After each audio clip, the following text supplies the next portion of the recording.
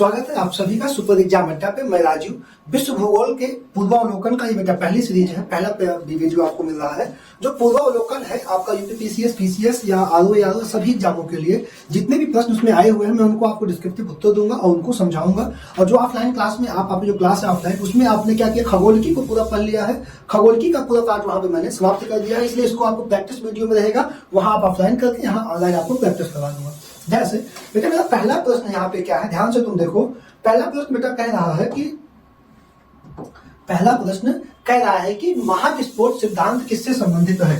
पहला प्रश्न है बेटा कि महाविस्फोट सिद्धांत किससे संबंधित है।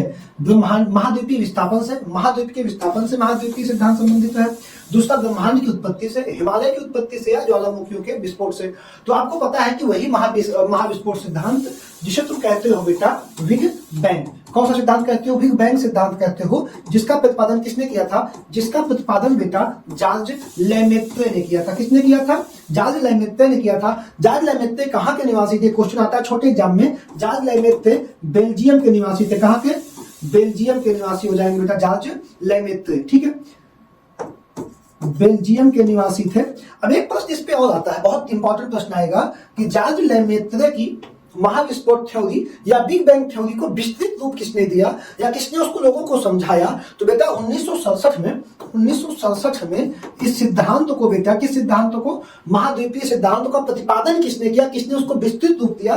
तो वो बेटा कौन थे? वो हो जाएंगे हमारे रॉबर्ट वैगनर। इन्होंने क्या किया था? महाविस्फोट सिद्धांत को विस्तृत रूप दिया था। तो यहाँ पे जो मेरा उत्तर बनेगा वो बनेगा ब्रह्मांड की उत्पत्ति से। किससे उत्तर बन जाएगा? ब्रह्मांड की उत्पत्ति से हमारा उत्तर बन जाएगा। अब एक प्रश्न और यहाँ पे तुम्हारे लिए आता है कि महाविस्फोट सिद्धांत को जॉर्ज लेमेत्रे ने कब प्रतिपादित किया था? जब इसका उत्तर तुम्हें देना है तो आप कहोगे 1927 में प्रतिपादित किया था और 1967 में रॉबर्ट वैगनर ने इस पे क्या किया? रॉबर्ट वैगनर ने इसको विस्तृत रूप दिया था। दूसरा प्रश्न क्या कहता है? बिग बैंग सिद्धांत निम्नलिखित के उद्भव की व्याख्या करता है। बिग बैंग सिद्धांत से किसका उद्भव हुआ, किसका जन्म हुआ, किसकी उत्पत्ति हुई? भैया नहीं, बिल्कुल नहीं। तो किसकी उत्पत्ति होगी? ब्रह्मांड की उत्पत्ति होगी। किसकी उत्पत्ति होगी? ब्रह्मांड की उत्पत्ति हो जाएगी, जो इसके पहले वाला प्रश्न था। अगला प्रश्न, महाद्वीपीय बहाव का सिद्धांत किसके द्वारा विकसित किया गया? यह क्वेश्चन थोड़ा सा बीच में डायरेक्ट आ गया। महाद्वीपीय बहाव, महाद्वीप क्या टॉपिक है? महाद्वीप। कितने वर्तमान में महाद्वीप है? आप सबको पता है 7 महाद्वीप है। कितने महाद्वीप है? 7 महाद्वीप है। और आपको पता है कि 5 अरब साल पहले ये जो महाद्वीप आप अभी 7 पढ़ रहे हैं, ये किसमें था? 2 में। एक था क्या था? पैंजिया महाद्वीप था। दूसरा कौन सा था? गोंडवाना। कौन सा था? गोंडवाना। इन दोनों के टकराव और इन दोनों के विखंडन से बहाव के सिद्धांत को किसने विकसित किया है? आपसे पूछा है कि पैंजिया भूखंड, जो जमीन का टुकड़ा पैंजिया था, दूसरा टुकड़ा क्या था? गोंडवाना था। इन दोनों का टकराव और इन दोनों से उत्पत्ति जो हुआ, जिसके बाद आप वर्तमान में कितने महाद्वीप देखते हैं? 7 महाद्वीप देखते हैं। इन 7 महाद्वीप के बहाव के सिद्धांत को किसने प्रतिपादित किया है? यह आपका प्रश्न हो जाएगा। अब इसमें उत्तर क्या होगा आपका? यहाँ पे उत्तर होगा ए वैगनर। क्योंकि कौन है बेटा? ए वैगनर आपका बिल्कुल सही उत्तर हो जाएगा। कौन हो जाएगा? ए वैगनर। ठीक, कोई दिक्कत नहीं। अब इसको तुम वहां मत लेना कि रॉबर्ट वैगनर, जहां पे जो कंफ्यूजन बच्चे को होता है वही होता है, उसको नहीं लेना है आपको। ठीक, अगला प्रश्न आपका है, आकाश गंगा वर्गीकृत की गई है।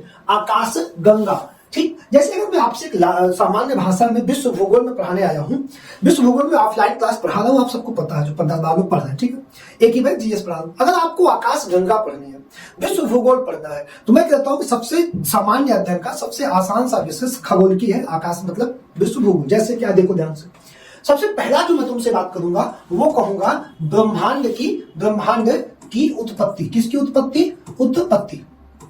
किसकी उत्पत्ति? ब्रह्मांड की उत्पत्ति। ब्रह्मांड की उत्पत्ति का जो पहला फॉर्मेट होगा, ये क्या है? सिद्धांत। सबसे पहला सिद्धांत हमारे सामने क्या आएगा? बिग बैंग आएगा। बिग बैंग को तुमने माना कि इससे ब्रह्मांड की उत्पत्ति हुई।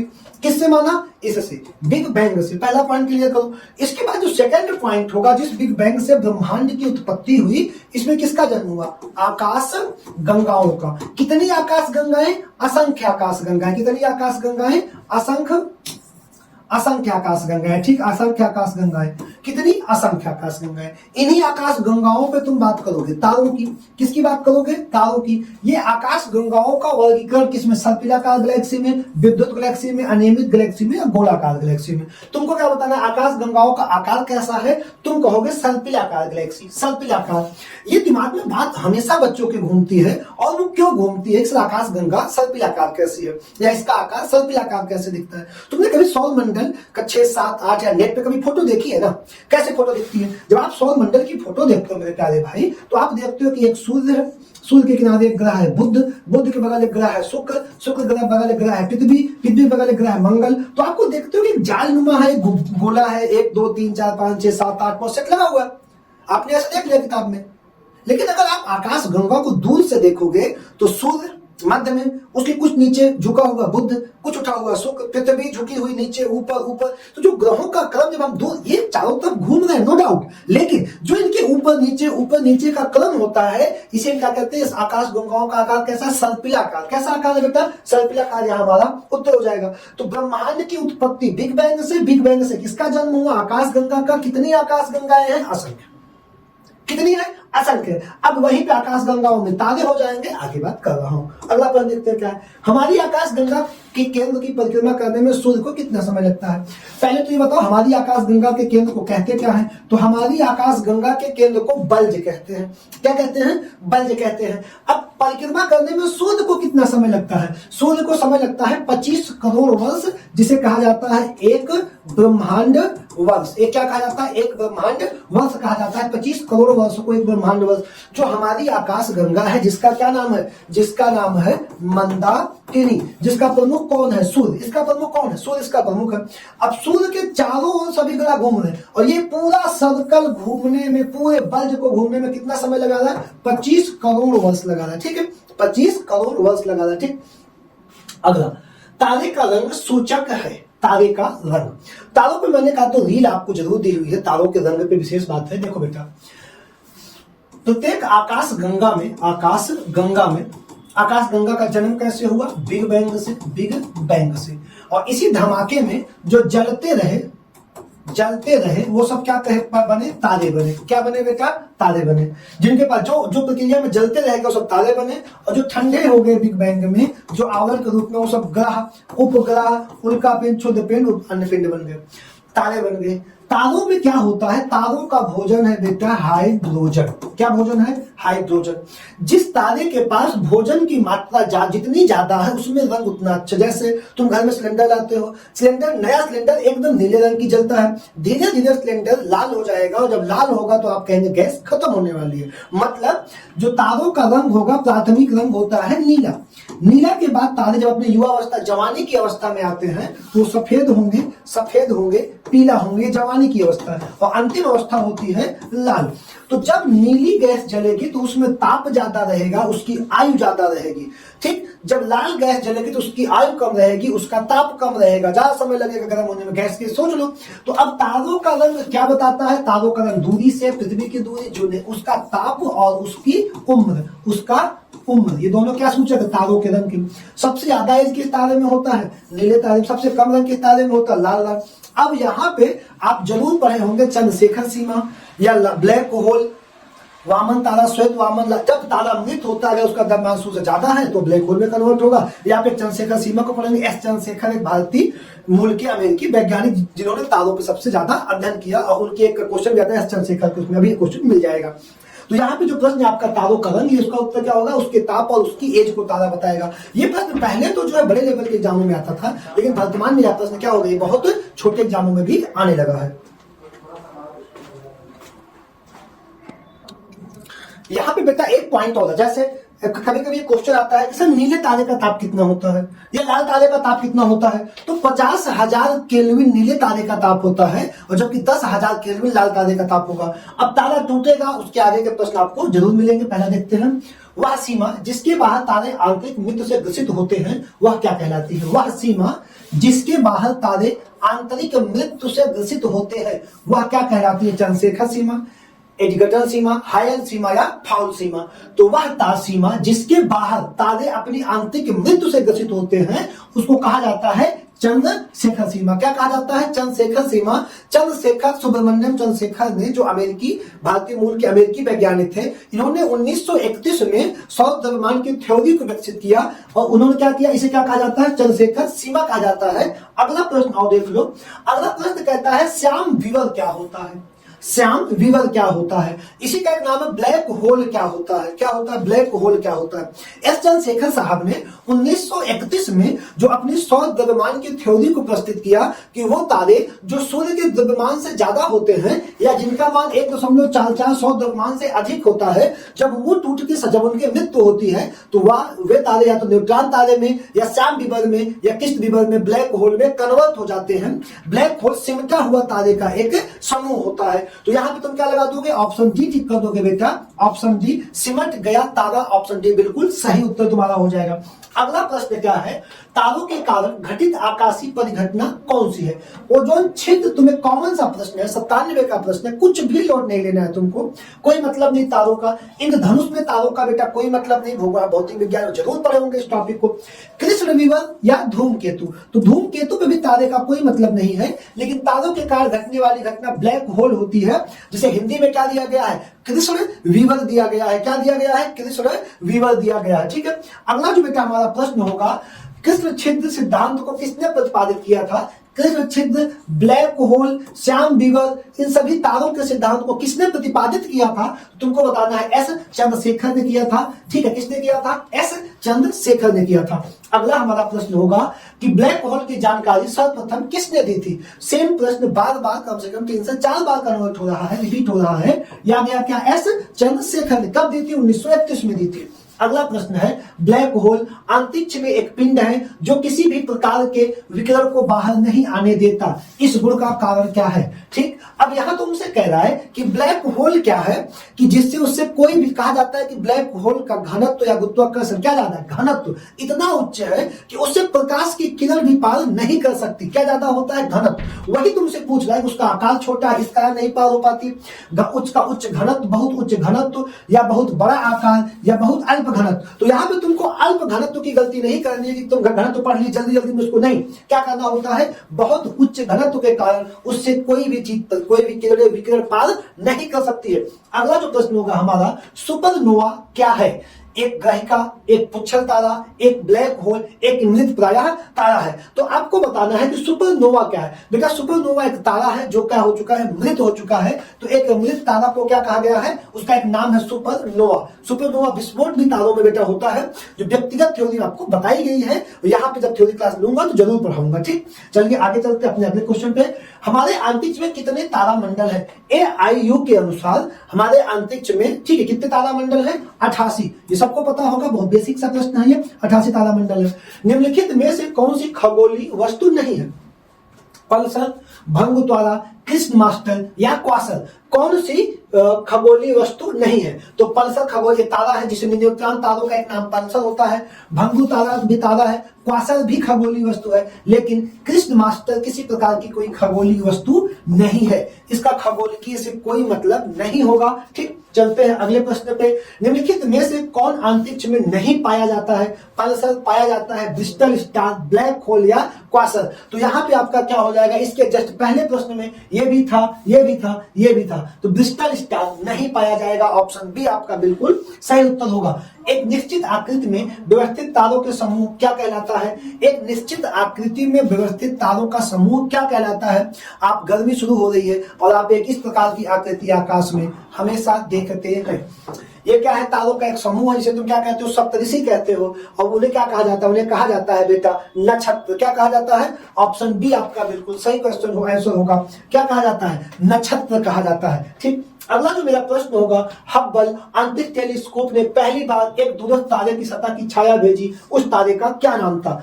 एडविन हब्बल, एडविन हब्बल ने अंतरिक्ष टेलीस्कोप से पहली बार क्या भेजा था? एक तारे की सतह का फोटो भेजा, छाया भेजी। तारे का नाम क्या था? बिलगोड, बीटलग्यूस या 70 वर्जिन्स या बिग डिपर। तो बेटा पी हब्बल ने जिस अंतरिक्ष तारे का नाम भेजा था फोटो, वो क्या था? बीटलग्यूस। क्या नाम हो जाएगा? बीटलग्यूस हो जाएगा।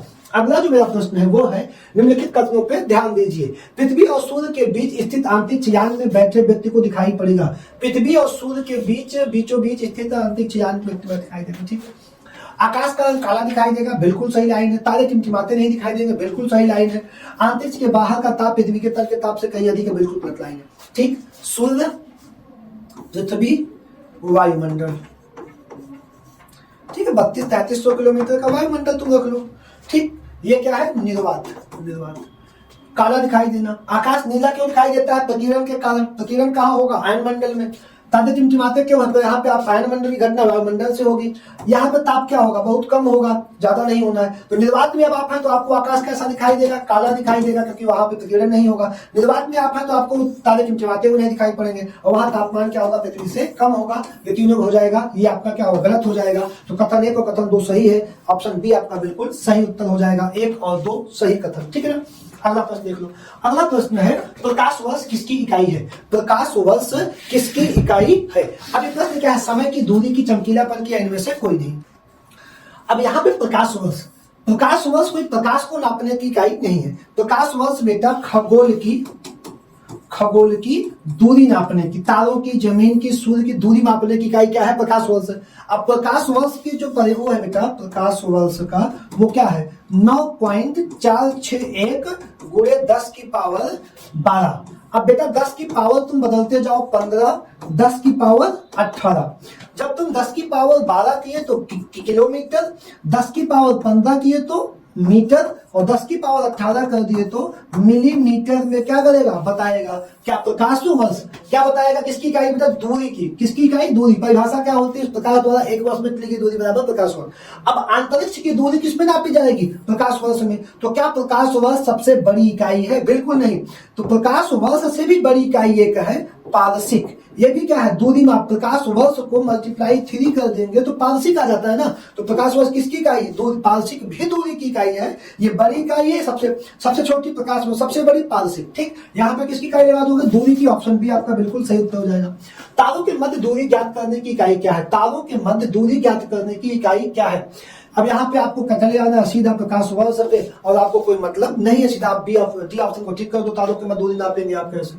यदि एक प्रेक्षक तारों को क्षितिज से लंबवत उठते देखता है तो वह इच्छित होता है। यदि एक प्रेक्षक तारों को क्षितिज से लंबवत उठते देखता है तो वह अवस्थित होता है। वह कहाँ खड़ा है कि वह तारों को क्या करेगा, उठते हुए देख रहा है, ये तुमको बताना है। ठीक, अगर आप विषुवत रेखा पे खड़े हैं, कहाँ खड़े हैं बेटा, विषुवत रेखा पे खड़े हैं। अगर आप विषुवत रेखा पे खड़े हैं तो तारों को लंबवत उठते हुए देखते हैं। किस पे खड़े होंगे, विषुवत रेखा पे। और ध्रुव पे खड़े होंगे, तारे आपको कभी लंबवत उठते हुए दिखेंगे, आपको थोड़ी दूरी के साथ उठते हुए दिखेंगे। लेकिन लंबवत उठते हुए देखना है तो आपको कहां होना पड़ेगा, विषुवत रेखा पे होना पड़ेगा। अगला प्रश्न है, एक व्यक्ति काली अंधेरी रात में रेगिस्तान में अकेला खड़ा था। उसने अपने गांव जाना था। वह वहां से पूर्व में 5 किलोमीटर की दूरी पे था। एक व्यक्ति है, अमावस्या की रात है बेटा, अमावस्या की रात है, बात को समझना। एक व्यक्ति यहाँ पे खड़ा है, ठीक है, उसे अपने गांव जाना था। वह जो वहां से 5 किलोमीटर की दूरी पे है। अब यहां से तुम देखो तो ये पूर्व, ये उत्तर, ये पश्चिम और ये दक्षिण। दक्षिण, पूर्व, पश्चिम और उत्तर, 4 दिशा हो गई। उस यहाँ पे 5 किलोमीटर में उसका गांव है। अब ये व्यक्ति है बाबू, इसका मुंह इधर को होगा, इसका बायां हाथ दायां हाथ दक्षिण में होगा, दायां हाथ दक्षिण में होगा, और बायां हाथ कहाँ होगा, उत्तर में होगा। ठीक, अब देखो उसके पास दिशा ज्ञान के लिए कोई यंत्र नहीं था, ठीक है, कोई बात नहीं, पर उसने ध्रुव तारे को पहचान लिया। अब उसको गांव पहुंचने के लिए निम्नलिखित में से कौन सा मार्ग अपनाना अधिकतम सुविधाजनक होगा। ध्रुव तारे को क्या कर लिया, पहचान लिया। अब ध्रुव तारा होता कहाँ है, तुमसे प्रश्न यही पूछा है। ध्रुव, इस मैप पे तुम ध्रुव तारा रख दो, बाबू साहब ध्रुव तारा है उत्तर में। ध्रुव तारा कहाँ है, उत्तर में। तुमको जाना कहाँ है, यहां से चल के 5 किलोमीटर जाना है। तुम ऐसे चल रहे हो, दायां हाथ दक्षिण दिशा में, बायां हाथ उत्तर दिशा में, तो स्वतः तुम अपना बाएं हाथ की तरफ क्या कर दो, ध्रुव तारे को अपनी बाईं ओर रख लो। अपने आप चलते हुए चले जाओ, तुमको क्या मिल जाएगा, अपना गांव मिल जाएगा।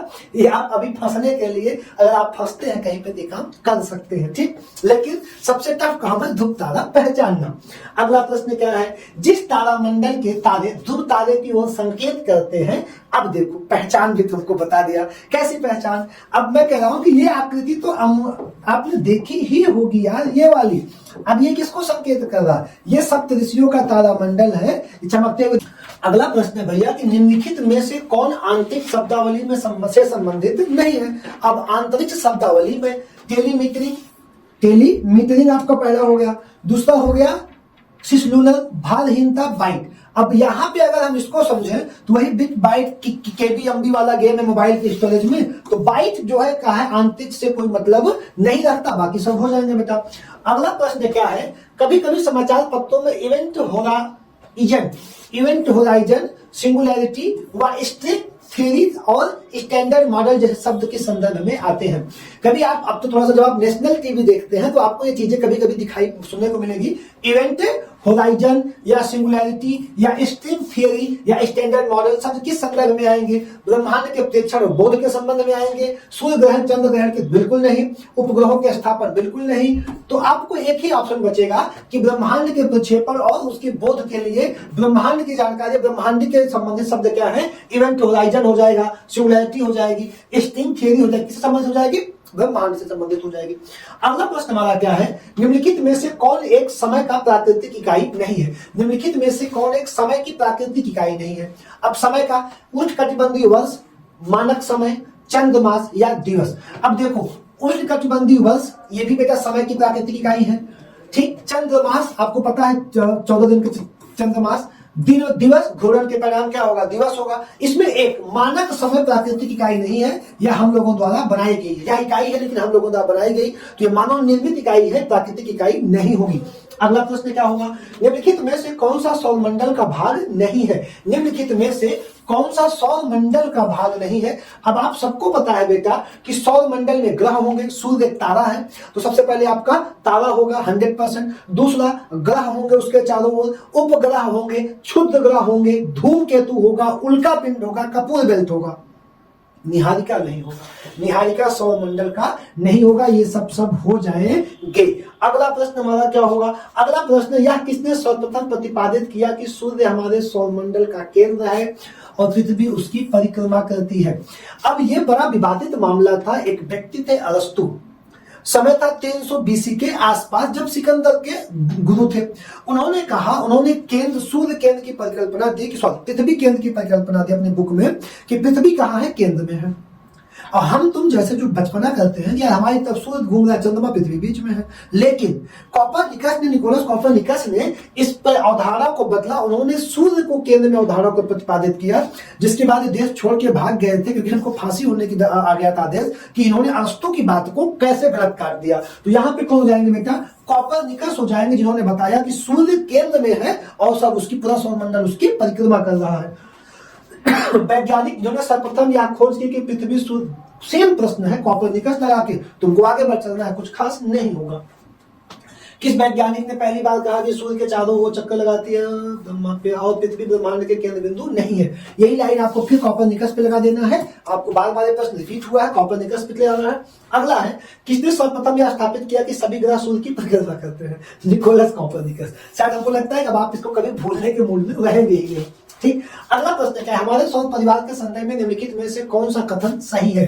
कौन सौर परिवार? हमारे सौर परिवार के सभी ग्रहों में पृथ्वी सघनतम है, पहला पॉइंट। दूसरा, पृथ्वी के संगठन के मुख्य तत्व सिलिकॉन है, गलत है ये तो बेटा, दूसरा गलत हो गया, अभी रुक जाओ। सूर्य में सौर परिवार का द्रव्यमान का, सूर्य में सौर परिवार के द्रव्यमान का नहीं बेटा 99%, पूरे सौर परिवार का 99% भाग किसके पास है? 99% भाग बेटा हो जाएगा सूर्य के पास। सूर्य का व्यास पृथ्वी के व्यास से सूर्य का ग्रह, तीनों गलत हो जाएंगे। पहला पॉइंट सही हो जाएगा आपका कि जो आपके 8 ग्रह हैं आपके पास, 4 आंतरिक 4 बाह्य, इसमें सबसे जो सघन है वो पृथ्वी है। सबसे सघन क्या है? सबसे ज्यादा घनत्व तो किसका हो जाएगा? पृथ्वी का हो जाएगा। आपका ऑप्शन है बिल्कुल सही उत्तर हो जाएगा। अगला प्रश्न है, सौर मंडल में ग्रहों की संख्या क्या है? प्रश्न कब का है? 1992 का है और ये पूछ रहा है आपसे 9। ये यम को, प्लूटो को भी ग्रह के रूप में पूछ रहा है, जो वर्तमान में 2006 में क्या कर दिया? ग्रह की श्रेणी से बाहर कर दिया गया है। ग्रह क्या है? ग्रह क्या है? वह पिंड जो निश्चित समय, निश्चित दूरी, निश्चित चाल से सूर्य की परिक्रमा करे अपने। जब तुमने निश्चित कह दिया तो मतलब जैसे ये व्यक्ति सूर्य है, ये बुध है, ये इस मार्ग पे घूम रहा है। अब बेटा कभी अगर ये मार्ग नहीं भटकेगा तो ये ग्रह है, अगर ये मार्ग भटक के फिर आ गया, फिर भटक गया तो क्या हो जाएगा, उच्छृंख ग्रह हो जाएगा। तो यहाँ पे ग्रह 8 हो गए हैं। ये पुराना क्वेश्चन था इसलिए ऑप्शन तुमको देना था, 9 देना था। अगला प्रश्न क्या है, सूर्य से दूरी के क्रम में निम्नलिखित में से कौन से 2 ग्रह मंगल और यूरेनस के बीच में आते हैं। अब देखो यहाँ पे तुमको एक अंग्रेजी का नाम दे दिया है, सिर्फ तुमको कंफ्यूज करने के लिए, सिर्फ कंफ्यूज करने के लिए, कुछ नहीं करना था तुमको। बुध, शुक्र, पृथ्वी, मंगल, मंगल और यूरेनस, बृहस्पति, जुपिटर, शनि और अरुण, वरुण। अब इसका नाम है यूरेनस। क्या नाम हो जाएगा इसका, यूरेनस। अब यूरेनस के बीच में कितने लोग आएंगे, बृहस्पति और शनि आएंगे। ऑप्शन बी आपका बिल्कुल सही उत्तर हो जाएगा। इसमें कुछ इतना बड़ा ऑप्शन तो आपके पास था नहीं। अगला प्रश्न क्या, देखिए ग्रहों में उनकी सूर्य से दूरी के बढ़ते क्रम में व्यवस्थित कीजिए। दूरी से बढ़ते क्रम में तो भैया यहाँ पे प्लूटो यम सबसे दूर 9वां, दूरी में 9वां, दूरी में 5वां, दूरी में 5वां, 6वां, 7वां, दूरी में 3रा।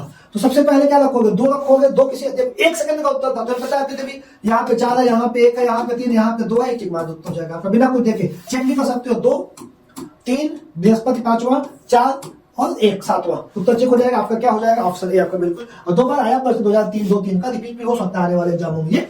ठीक है, सूर्य तथा पृथ्वी के मध्य ग्रह कितने हैं। सूर्य तथा पृथ्वी के मध्य 2 ग्रह है, बुध शुक्र। ऑप्शन सी आपका बिल्कुल सही उत्तर हो जाएगा। जीआईसी का 2016 का था। अगला प्रश्न क्या, पृथ्वी स्थित है शुक्र मंगल के मध्य में। शुक्र मंगल, पृथ्वी के सबसे निकटतम ग्रह कौन सा है, शुक्र। पृथ्वी की बहन, पृथ्वी का जुड़वा ग्रह, पृथ्वी के सबसे निकटतम कौन हो जाएगा, शुक्र हो जाएगा। ठीक, अगला प्रश्न क्या है, ग्रहों के बारे में निम्न में से क्या सत्य है। ये प्रकाशहीन होते हैं किंतु चमकते नहीं हैं, ये प्रकाशवान प्रकाशहीन, ये प्रकाशवान होते चमकते हैं, ये प्रकाशवान होते हुए किंतु चमकते हैं, आपको फंसा रहा है। ये प्रकाशवान होते हुए भी क्या करते हैं, चमकते रहते हैं। अब ये प्रकाशहीन, ये अप्रकाशवान होते हुए भी चमकते हैं। ये चमकते किसकी लाइन से, सूर्य से ऊर्जा लेके चमकते रहते हैं। ऑप्शन बी आपका क्या हो जाएगा, बिल्कुल सही हो जाएगा। अगला प्रश्न क्या है बेटा, मिलान करना है सूची 1 को सूची 2 के साथ मिलाइए। सौरमंडल का सबसे छोटा ग्रह बुध, चेक करोगे इस पे, देख लो। ए में 2, ए में 4, ए में 3, ए में 4। गलत कैसे हो गया, गलत हो गया। क्यों हो गया, क्योंकि ये प्रश्न है 98 का, और 98 में छोटा ग्रह था बेटा यम या प्लूटो। तो ए में क्या ढूंढो, 4 ढूंढो। ए में जहां 4 लिखा है, ए में 2, ए में 3, ये दोनों गलत काटो। ए में 4 यहां लिखा है, ए में 4 यहां लिखा है। दूसरा, सौरमंडल का सबसे बड़ा ग्रह बृहस्पति। तो अब देखो बी में 1 लिखा है, यहाँ बी में होना क्या चाहिए, 3। ये सही उत्तर, ये भी गलत उत्तर हो गया। कौन सही हो गया, डी। देखो सी में 2 कह रहा है, सौरमंडल में सूर्य के बाद शुक्र हो जाएगा और सूर्य का निकटतम बुध हो जाएगा। आपको ऑप्शन डी बिल्कुल सही उत्तर हो जाएगा। 98 का प्रश्न, आप बुध वाली गलती मत करना पहले इसमें, ऐसे प्रश्न आ जाए तो। ठीक है, सूर्य के निकटतम ग्रह है, अब इसको थोड़ी ना बताओगे, क्या है बताओ, बुध हो जाएगा। इसमें कुछ बताने की जरूरत है नहीं आपको। अगला है, निम्नलिखित युग्मों में कौन सा सुमेलित नहीं है। सौरमंडल का सबसे बड़ा ग्रह बृहस्पति, सौरमंडल का सबसे छोटा ग्रह बुध, सौरमंडल का सबसे चमकीला ग्रह शुक्र, सौरमंडल का मंदतम गति वाला ग्रह मंगल। तो बेटा कौन सा हो जाएगा, ऑप्शन डी हो जाएगा। ये सुमेलित नहीं है और तीनों सही है, चौथा ऑप्शन गलत सुमेलित किया गया है। निम्नलिखित को आकार के अनुसार घटते क्रम में लगाइए तथा नीचे दिए गए कूट का सही उत्तर चुनिए। आकार के अनुसार घटते क्रम में, मतलब पहले सबसे बड़ा, फिर उससे। पता है कितने ग्रह हैं, 8। कितने ग्रह हैं, 8। कभी आकार के बारे में आए 2 भाग बनाइए, पहला बुध, शुक्र, पृथ्वी, मंगल। ठीक, बृहस्पति, शनि, अरुण, वरुण। आकार में पहले नंबरिंग 1 2 3 4, फिर 5 6 7 8। अब यहाँ पे क्या है, बृहस्पति नंबर 1 में है, तो यहाँ पे बृहस्पति किस में है, 1 दोनों में है। दूसरा कौन सा बेटा, बृहस्पति के बाद शनि नंबर 2 पे है, मतलब 4 4 यहाँ दोनों पे, दोनों भी उत्तर कंफर्म नहीं है। वरुण नंबर 2 पे है, यहाँ पे क्या है, 2 है। पृथ्वी, तो आपका ऑप्शन सी बिल्कुल सही उत्तर हो जाएगा। पहला, दूसरा, तीसरा और चौथा, ये आपका बिल्कुल सही उत्तर हो जाएगा। ठीक, अगला प्रश्न क्या कह रहा है, निम्नलिखित में से कौन सा ग्रह सौरमंडल का नहीं है। फ्लोरिडा, फ्लोरिडा किसका ग्रह है, सौरमंडल का ग्रह फ्लोरिडा नहीं हो जाएगा। अगला प्रश्न, गोल्डीलॉक्स जोन शब्द निम्नलिखित में से किसके संदर्भ में अक्सर समाचारों में देखा जाता है। कौन सा शब्द बेटा, गोल्डीलॉक्स। भूपृष्ठ के ऊपर वास योग्य मंडल की सीमाएं, बिल्कुल। पृथ्वी के अंदर वह क्षेत्र जिसमें सैल गैस उपलब्ध होते हैं। बाह्य आंतरिक में पृथ्वी जैसे ग्रहों की खोज करना, अंतरिक्ष में पृथ्वी जैसे अन्य ग्रहों की खोज करना क्या कहलाता है, गोल्डीलॉक्स जोन कहलाता है। ऑप्शन ऑप्शन सी आपका क्या हो जाएगा, आईएएस का प्रश्न यार 15 का, इसका मतलब तगड़ा होगा। सूची 1 को सूची 2 से सहूलियत की था, सूचियों के कोट में क्या देना, ग्रह और उसके उपग्रह है शायद। अब ग्रह उपग्रह मिलाना है, तो बेटा ग्रह कौन सा हो जाएगा इसमें, यूरेनस, उपग्रह कौन सा हो जाएगा, चंद्रमा। क्या इनसे मिल रहा है, देख लो, नहीं मिलेगा देखा जाएगा। तो ए, एक में 2, तो बेटा एक जगह यहाँ 2 है, जगह यहाँ 2 है, बी में उपग्रह, बी में 1, तो अब देखो नहीं मिलेगा क्योंकि ये भी दोनों सेम है, नहीं मिलेगा। तो अब पुच्छल तारा और कृत्रिम उपग्रह ये आपको 100% आना ही चाहिए। तो अब अगर आप इस पे जाएंगे कि सर पुच्छल तारा कौन सा होगा और उपग्रह कौन सा होगा, तो देखो बेटा पुच्छल तारा है हेली, जो है 57, 76 वर्ष पे एक बार दिखाई पड़ता है। कृत्रिम उपग्रह है मेरा इनर। तो अब सी का 4, सी का 3, ठीक, यहाँ पे आपका ए आपका बिल्कुल सही उत्तर हो जाएगा। ठीक, आगे चलते हैं। अगला प्रश्न क्या है, सौरमंडल का प्रधान आकाशीय पिंड कौन सा है। सौरमंडल का प्रधान आकाशीय पिंड कौन सा है, पृथ्वी प्रधान, सौरमंडल का प्रधान आकाशीय पिंड सूर्य है। सौरमंडल का प्रधान कौन है, सूर्य हो जाएगा। अगला प्रश्न क्या है बेटा कि सूर्य की ऊर्जा उत्पन्न होती है नाभिकीय संलयन द्वारा। किसके द्वारा उत्पन्न होती है बेटा, नाभिकीय। सभी तारों की ऊर्जा किससे उत्पन्न होती है, नाभिकीय संलयन द्वारा। ठीक है। अगला, सूर्य ग्रहण कब होता है, चतुर्थांश चंद्रमा के दिन, किसी भी दिन, पूर्णिमा को या प्रतिपदा को। ये कह रहा है कि सूर्य ग्रहण कब होता है, सूर्य ग्रहण। ठीक है, आप आज की क्लास का शायद यही टॉपिक था मेरा, सूर्य ग्रहण। आप सबको पता है कि सूर्य, ये आपका क्या हो जाएगा, ये आपका बेटा सूर्य हो जाएगा। ठीक, सूर्य का प्रकाश, सूर्य ग्रहण पूछ रहा है। ठीक, ये पृथ्वी है, ये आपकी क्या हो जाएगी बेटा, ये आपका हो जाएगा पृथ्वी। पृथ्वी पे किसका प्रकाश पड़ रहा है, सूर्य का। बीच में कौन आ गया, बीच में आ गई चंद्रमा। तो जो प्रकाश बेटा पृथ्वी का सीधा सूर्य पे जा रहा था, अब वो प्रकाश किस पे दिया जाएगा, चंद्रमा पे जाएगा। किस पे जाएगा वो प्रकाश, अब वो प्रकाश जाएगा बेटा चंद्रमा वाले हिस्से पे। तो अब जब चंद्रमा पे गया तो यहाँ पे जो छाया पड़ रही है, देखो तुम, किसकी छाया पड़ रही है, चंद्रमा की परछाई इस पे पड़ने लगी। और यहाँ पे जो पृथ्वी है बेटा, ये पृथ्वी है, यहाँ पे दिन है और यहाँ पे क्या है, रात है। यहाँ पे क्या है, रात है। ठीक, ये आपका क्या है बेटा, ये आपका चंद्रमा है। और चंद्रमा अपना एक चक्कर 27.5 दिन में लगाएगा। तो यहाँ क्या है, दिन है, यहाँ क्या है, रात। यहाँ कैसी रात है, अमावस्या की। यहाँ कैसी रात है, अमावस्या की। तो चतुर्थांश चंद्रमा के दिन, किसी दिन, पूर्णिमा को नहीं, प्रतिपदा को। ठीक, जिसे क्या कहते हैं, अमावस्या कहते हैं। प्रतिपदा को ही क्या कहते हैं, अमावस्या कहते हैं। न्यू मून डे ही क्या कहते हैं, अमावस्या कहते हैं। ये सिर्फ आपको फंसाने के लिए किया गया, प्रतिपदा कर दिया गया था। ठीक, अगला प्रश्न क्या है, प्रत्येक सूर्य ग्रहण घटित होते हैं। प्रत्येक सूर्य ग्रहण, कभी गलती मत करना ए बी की। अगर पूर्णिमा दिया है तो प्रत्येक चंद्र ग्रहण सिर्फ पूर्णिमा को, और प्रत्येक सूर्य ग्रहण केवल अमावस्या को या प्रतिपदा को हो जाएंगे। तो मेरा बेटा ये सेट कंप्लीट हुआ। 50-50 क्वेश्चन पूर्वावलोकन या एसएससी में जो भी आप किताब आप देखते हैं, एसएससी के सभी प्रश्नों को हम आपको देते रहेंगे। धन्यवाद।